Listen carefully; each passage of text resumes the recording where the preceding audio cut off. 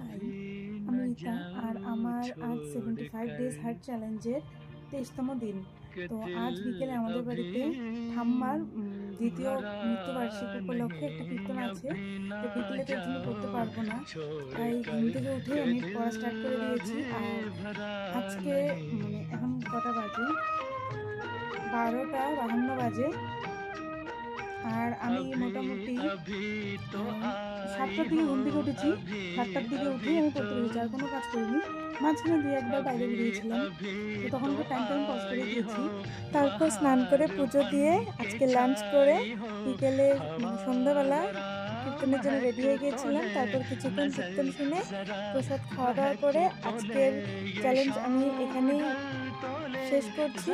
আর এটা হচ্ছে আজকের সেলফি। দেখা হচ্ছে তোমাদের সঙ্গে পরের কোনো একটি ভিডিওতে। ততক্ষণ ভালো থেকো, বাই।